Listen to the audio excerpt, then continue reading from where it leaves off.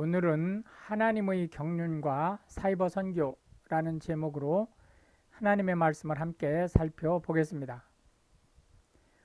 오늘 함께 살펴볼 하나님의 말씀은 에베소서 3장 2절이 되겠습니다. 함께 봉독하겠습니다. 너희를 위하여 내게 주신 하나님의 그 은혜의 경륜을 너희가 들었을 터이라. 본문에 나온 경륜이라는 용어는 대단히 어려운 말입니다. 우리는 자칫 경륜을 어떤 일을 수행한 경력이나 경험에 의한 능력이라는 의미로 알아들을 수 있습니다. 그러나 경륜은 과거의 일보다 미래지향적인 단어입니다. 즉, 포부, 원대한 꿈을 이루기 위한 계획, 통치 철학 등을 말합니다. 그러므로 하나님의 경륜이란 하나님께서 하나님의 왕국이나 천국을 다스리시는 이념이나 통치술을 말합니다.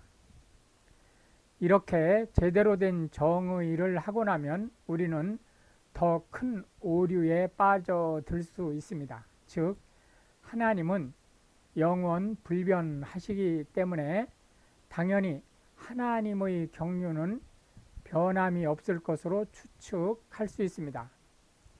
이것은 명백한 오류지만 누구나 의심 없이 빠져들기 쉬운 함정입니다.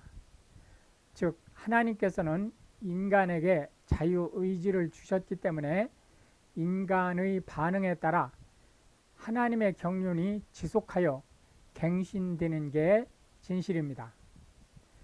하나님께서 선포하신 첫 번째 경륜은 당연히 아담이 에덴 동산을 다스리도록 하신 것과 관련됩니다. 이것을 아담 언약으로 정의할 수 있습니다. 그러나 아담이 사탄의 꾀임에 빠져 선과 악을 알게 하는 나무 열매를 따 먹으면서 결국 아담 가족은 에덴 동산에서 쫓겨나게 되었습니다. 아담만 쫓겨난 게 아니죠. 죄는 아담이 지었지만 아담 가족 모두가 쫓겨난 거죠. 죄를 지은 인간에 대한 경륜이 바뀌는 것은 당연한 일입니다. 원래 아담은 이 일을 하도록 창조되었습니다. 그런데 그 일, 즉 아담한테 맡겨진 일을 얘기하는 거죠. 은 에덴 동산을 통치하는 일이었고 전적으로 가치 있는 일이었습니다. 그러나 죄지은 아담은 땀을 흘려야 살 수 있도록 하나님의 경륜이 바뀌게 된 것을 알 수 있습니다. 노동의 절대적 가치가 보장되지 않는 사회로 접어든 것입니다.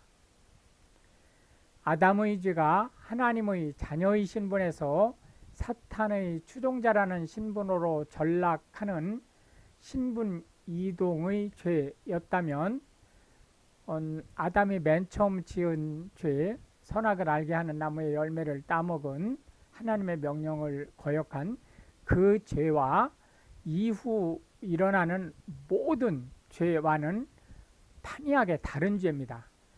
아담의 죄는 딱 한 번 신분이 변경되는 죄를 지은 거고 그 이후는 신분이 변경됐기 때문에 자연히 뒤따르게 되는 죄들입니다.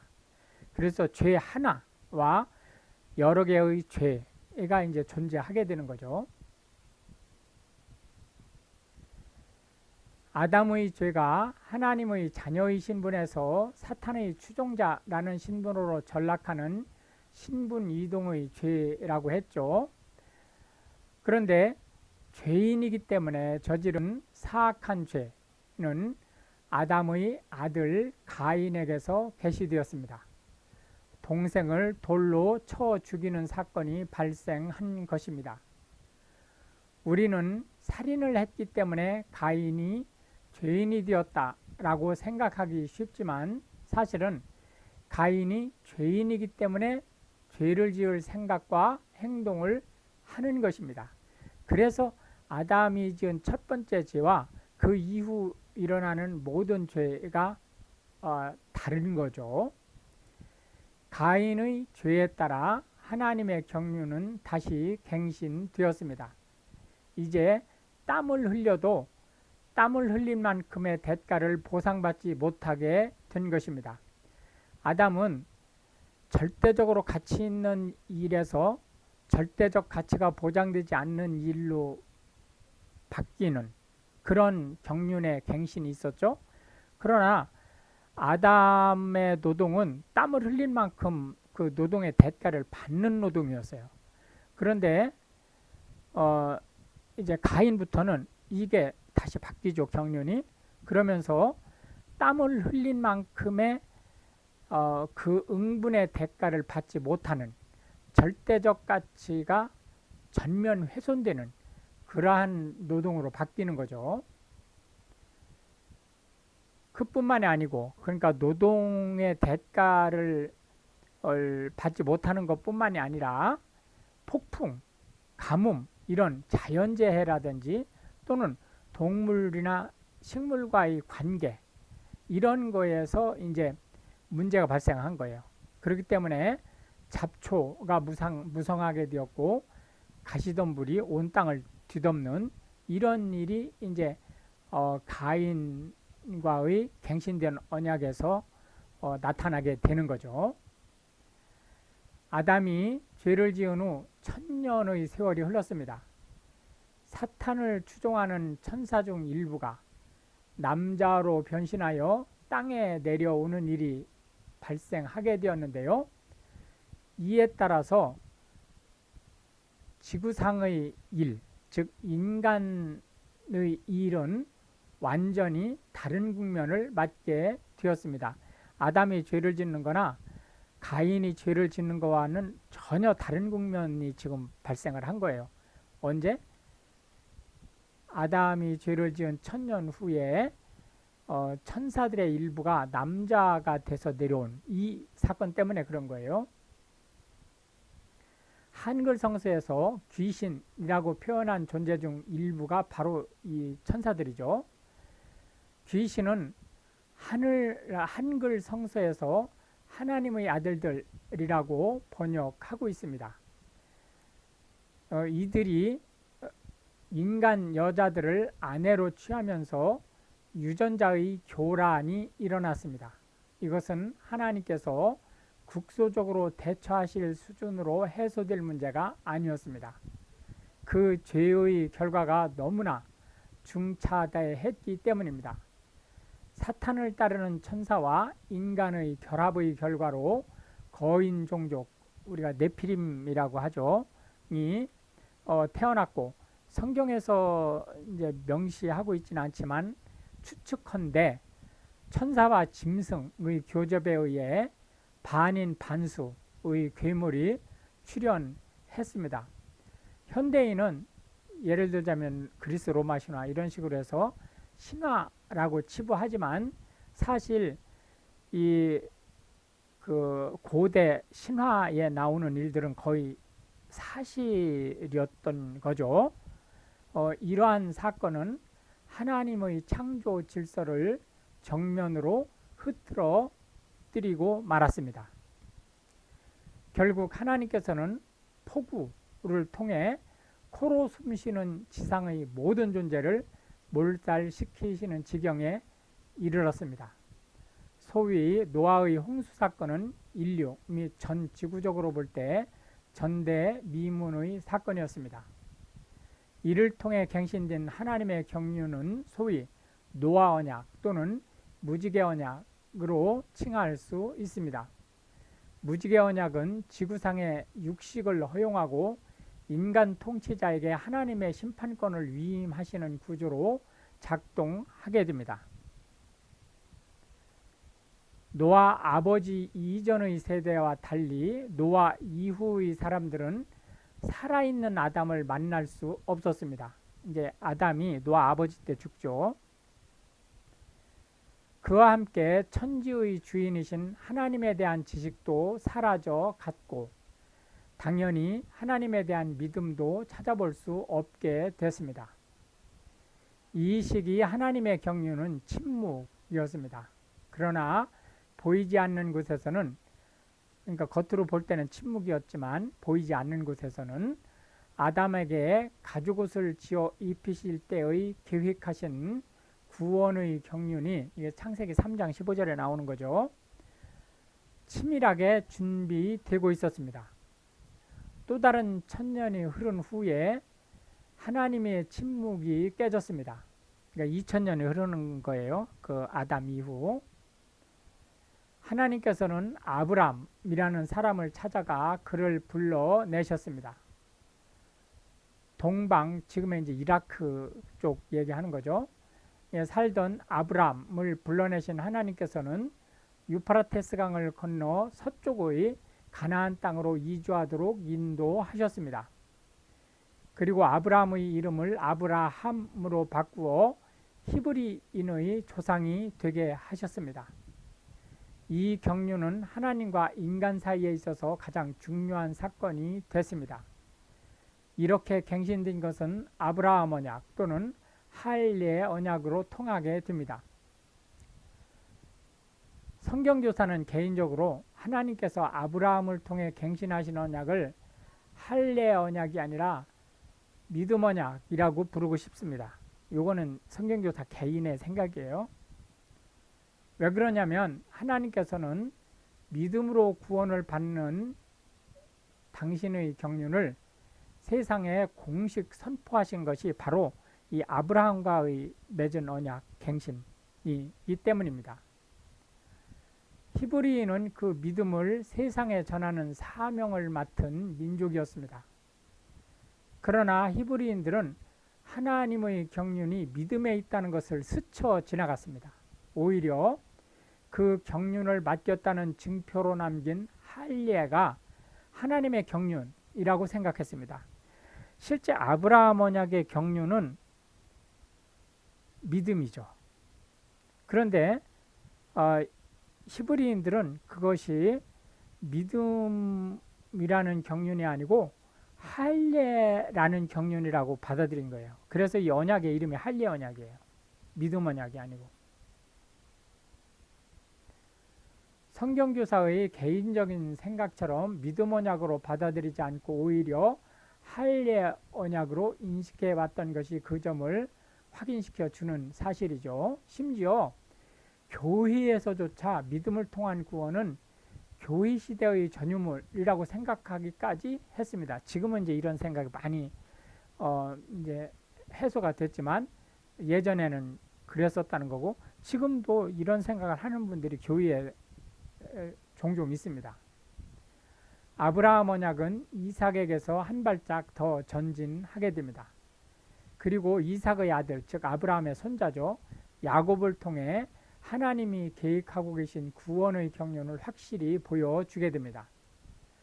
확실성을 보장하기 위해서 하나님께서는 야곱을 이스라엘이라는 이름으로 바꾸어 부르게 하셨습니다.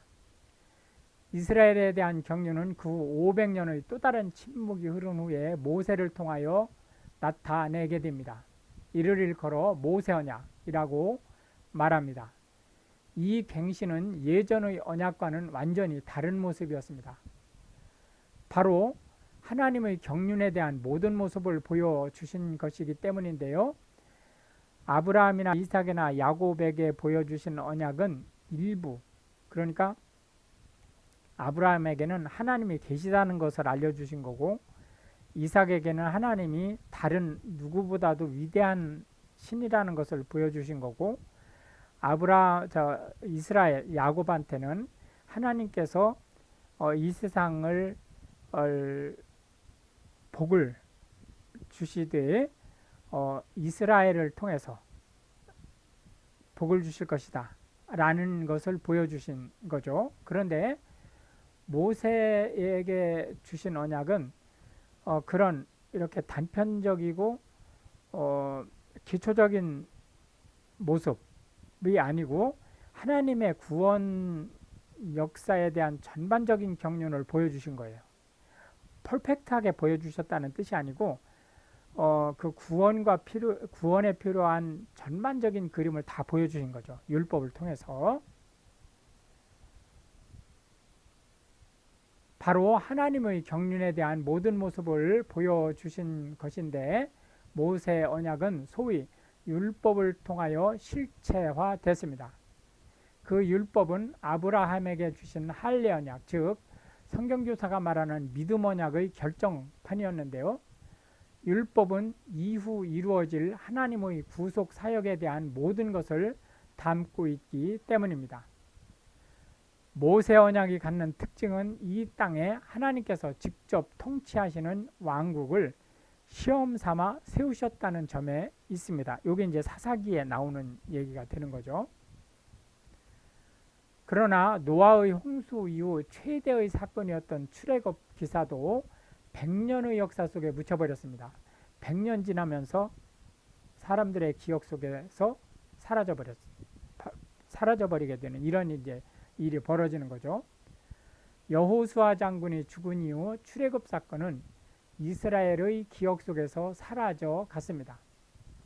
하나님께서 인간의 구원을 위해 세우신 놀라운 계획을 담은 율법은 흐지부지 되었고 단편적인 기억 속에 남은 여호와에 대한 믿음만이 살아남게 되었습니다.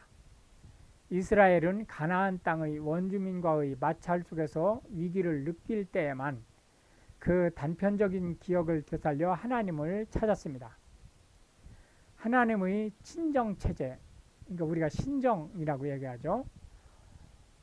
그 신정 사회였던 출애굽 이후 이스라엘은 정작 하나님을 잊고 왕이 없는 사회로 접어들었습니다. 이 사사기에서 계속해서 왕이 없는 시대, 왕이 없었으므로 각자 자기의 소견대로 행했다라는 이 왕이 없는 이라는 말은 통치자로서 왕이 없다는 뜻이 아니죠. 원래 하나님이 왕이잖아요. 근데 그 하나님이 왕이라는 것을 잊고 살았기 때문에 왕이 없는 사이가 된 거예요. 그런 의미죠. 하나님을 잊은 이스라엘은 지속하여 가나안 원주민들과 마찰을 빚었는데 그에 따라 이제 많은 고초를 겪게 되었습니다. 이스라엘은 그렇게 된 이유를 왕이 없기 때문이라고 판단했고 급기야 신정을 포기하고 하나님께 왕정을 요구하기에 이르렀습니다. 하나님의 친정 체제에서는 하나님의 소명을 받은 재판관들이 하나님의 위임을 받은 범위 내에서 통치했습니다. 그러나 왕정에서는 하나님으로부터 전권을 위임받은 왕이 전적인 통치를 하기에 이르렀습니다. 그러나 한번 왕정이 구축되자 하나님의 위임을 받은 왕의 개념이 오래지 않아서 사라져버렸습니다. 그래서 왕정이 시작된 지 120년 만에 통일왕국은 남북왕국으로 분열되게 되고 사실상 남왕국 유대에 속한 세 지파만이 하나님을 기억하는 처지가 되었습니다.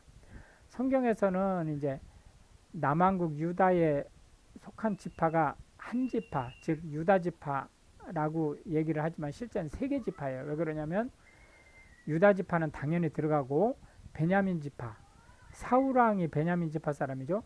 그 사울 왕을 배출했던 베냐민 지파가 이 남왕국 유다에 속합니다. 그리고 레위 지파가 모두 남왕국으로 도망오죠. 원래 남왕국에 살던 레위인들은 뭐 말할 것도 없고 북왕국에 속한 레위인들도 거의 대부분 도망왔어요. 남왕국으로. 그래서 실제 남왕국 유다에는 세 지파가 모여 사는 상황이 된 거죠. 원래 유다 지파, 그리고 거기에 끼어들어간 베냐민 지파, 그리고 북왕국에 있는, 그러니까 전국에 이렇게 퍼져 있었잖아요. 레위인들은. 그 레위 지파가 모여서 세 개의 지파로 이제 남왕국 유다가 이루어집니다. 북왕국 이스라엘의 멸망에 이어 남왕국 유대도 멸망하게 되면서 하나님의 경륜은 향후 500년 동안 이어질 디아스포라로 이어졌습니다. 이제 이스라엘에서 유대 사회로 바뀌면서 현대의 유대교가 탄생하게 되는데 유대교는 메시아에 대한 하나님의 경륜을 배출하는 토대가 되었습니다. 모세 언약에서 하나님과 이스라엘과의 관계는 성막을 매개로 하여 이루어졌습니다. 그런데 이제 왕정으로 바뀌면서 성막은 성전이라는 구도로 바뀌게 되었고, 남왕국 유대의 멸망과 함께 이 성전 자체도 전면 파괴되면서 유대사회는 회당 중심의 예배로 전환되었습니다. 이 회당이 바로 교회의 모델입니다. 그러니까 우리는 언뜻 이제 그 회당이 생긴 거는 바벨론으로 포로가 돼 갔기 때문에 어쩔 수 없이 생겼다, 이렇게 이제 역사적으로는 볼 수 있지만, 실제로는 이게 하나님의 경륜이 바뀌는 거죠. 어떻게? 성전 중심에서 회당 중심으로, 성전 중심에서 회당 중심으로 바뀐다는 뜻은 제사 중심에서 말씀 중심으로 바뀐다는 뜻이에요. 왜 그러냐면 성막이나 성전은 제사를 지내는 게 주 기능이죠. 그러나 회당은 말씀, 하나님의 말씀을 탐구하고 설교를 선포하는 것이 중심이었기 때문입니다. 예수님께서 탄생하신 유대 사회는 성전과 회당이 혼재했던 사회였습니다. 그러나 예수님께서 참제물이 되심으로, 여기서 참제물이라고 하는 것은 제사는 그림자, 즉 표징을 나타내는 거죠. 상징. 그렇기 때문에 양이나 소나 염소를 잡아서 드렸단 말이에요. 그런데 예수님께서 희생되신 것은 예수님 자신이 그 양이나 염소나 소의 진짜 모습이었기 때문에 우리가 참제물이라는 표현을 하는 거죠. 참제물이 되심으로 성전을 통한 제사의식은 온전히 완성됐고, 이제 더 이상 필요 없는 상황이 된 거예요. 더 이상 성전도 필요 없는 하나님의 경륜이 시작되었습니다. 예수님을 메시아로 인정하지 않는 유대교는 주후 70년에 제3성전, 우리가 제2성전이라고도 합니다. 제2성전은 원래 스룹바벨 성전이고, 그 스룹바벨 성전을 헤롯 대왕이 증축하면서 제3성전이 됐는데, 일반적으로 그 제3성전이라는 말을 안 쓰고 제2성전의 그 리모델링 판이라고 생각을 하는 분들이 많기 때문에 지금 성경교사는 제3성전이라는 말을 썼지만, 이제 대부분의 자료에서는 제2성전이라는 말로 그냥 혼재해서 쓰고 있기 때문에 맥락을 봐야 이게 스룹바벨 성전을 얘기하는 건지 헤롯 대왕 성전을 얘기하는지를 알 수 있어요. 그건 참고하시면 되겠습니다. 어쨌든 지난 2000년 동안 유대교는 속죄를 위한 제사를 드리지 못하므로 유대교의 속성상 사실 속죄를 받지 못하는 상태가 계속되고 있다고 할 수 있습니다. 그렇기 때문에 실제 유대교의 존립 기반이 없어진 거예요.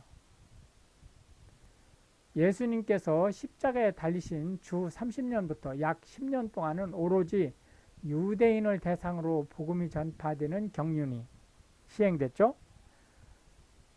그리고 이제 주님께서 돌아가시고 난 뒤 한 9년 정도 되는 때에 사마리아까지 확대됩니다.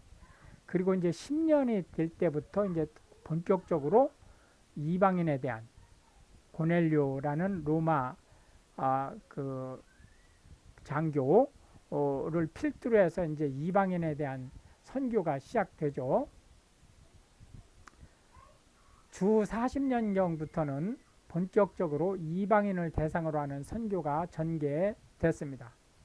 이제 할례 없는 복음이 하나님의 주된 경륜으로 굳어졌습니다. 이것은 교회가 유대교의 한 분파가 아니라 전혀 다른 종교로 탈바꿈했음을 보여주는 상징적인 사건입니다. 주 400년이 가까워지면서 이방인을 대상으로 하는 선교는 대성공을 이루었고, 가톨릭을 중심으로 교회는 정치 세력이 되었습니다. 유대교로부터 탄압을 받은 교회는 이제 거꾸로 유대교를 예수님을 십자가에 매단 원흉으로 지목하면서 유대인에 대한 직접적인 탄압을 자행했습니다. 어쩌면 제2의 사사시대로 보아 무방합니다. 하나님은 사라지고 종교 지도자들이 유아 독존적인 권력을 행사했습니다. 종교개혁은 정치적으로 활동하는 교회, 즉 가톨릭 중심의 그 정치화된 교회를 성경 기반의 교회로 되돌려서 오직 하나님께 영광 돌리는 교회의 본연의 자세를 회복해야 한다라는 운동에서 시작되었습니다. 그러나 이미 권력과 자본을 거머쥔 가톨릭은 반동 세력에 대해 종교재판이라는 마녀 사냥을 통해 무자비한 박해를 가했습니다. 사울의 열심이 이제 개인이 아니라 종교단체를 통해 훨씬 더 조직적이고 광범위하게 시행되게 되었습니다. 종교개혁을 통해 자리잡은 개신교회는 정교분리, 헌법질서, 그리고 자본주의 정신을 무기로 해서 가톨릭의 횡포에서 해방됐습니다. 그러나 개신교회는 강력한 중앙집권적인 통제가 불가능한 조직이 되었고, 그로 인해 실질적인 성경 중심과 오직 하나님께 영광이 되는 사역을 하는지 그렇지 않은지를 판단해 줄 기준을 잃어버렸습니다. 그 틈을 정밀하게 파고든 인본주의는 교회의 정체성이 현대사회에서 필요한 것인지를 강력히 어필하고 있습니다. 즉 교회라는 것이 현대사회에서 과연 필요하냐, 하나님에 대한 신앙이 과연 필요하냐라는 이의를 강력하게 제기하고 있다는 거죠. 이런 동향은 그렇게 철저한 유대교가 정작 메시아를 십자가에 매달았다는 사실, 가톨릭 교회가 그렇게도 쉽사리 정치 권력의 유혹에 무너졌다는 것, 그러면서 기독교의 성격을 전면적으로 포기했다는 것, 그리고 개신교가 너무나도 무력하게 세상과 타협하면서 복음의 기준을 포기한 사실이 초래한 자가당착적인 결과라고 할 것입니다. 이러한 역사적 과오를 바라보는 현대인의 눈은 교회가 말하는 복음이 정말로 하나님의 경륜을 대변할 수 있는지를 의심스럽게 보고 있다고 할 것입니다. 오늘 내가 선택한 교회가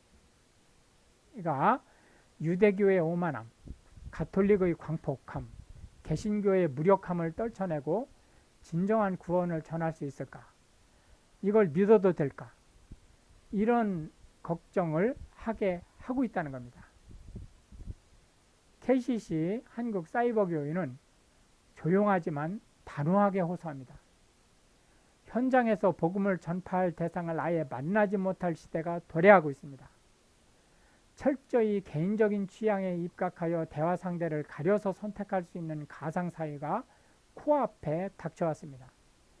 그 문을 열고 들어갈 방법이 보다 정교해져서 틈이 메꿔지기 전에 가상사회에서 가상교회를 만들어야 합니다. 가상사회도 하나님께서 용인하신 사회인 만큼 반드시 가상사회에서의 선교를 놓쳐서는 안 됩니다. 온라인 교회와 차별화된 가상교회에서의 가상선교에 대해 관심을 갖고 시간과 노력을 기울여 주십시오. 가상교회의 가상선교 시스템을 통해 가상사회에 복음을 전할 복음의 사도가 되어 주십시오. 오늘 메시지를 통하여 하나님과 동행할 생각이 든다면 다음과 같이 하나님을 영접하시기 바랍니다. 하나님, 오늘 제 마음에 하나님께서 들어오셔서 저희 죄를 사하여 주시고 저희 영과 정신과 마음과 신체를 다스려 주소서. 예수님 이름으로 당신을 초청합니다. 아멘. 이어서 마무리 기도를 함께 하시겠습니다. 오늘은 하나님께서 지난 6,000년을 통해 보여주신 하나님의 경륜을 되짚어 보았습니다. 이제 가상사회에 대한 복음 전파를 위해 가상교회의 가상선교 정책이 시급하고 또한 중대한 시점에 와 있음을 알았습니다. 가상교회에 대한 하나님의 경륜에 대해 헌신할 수 있는 지혜를 주소서.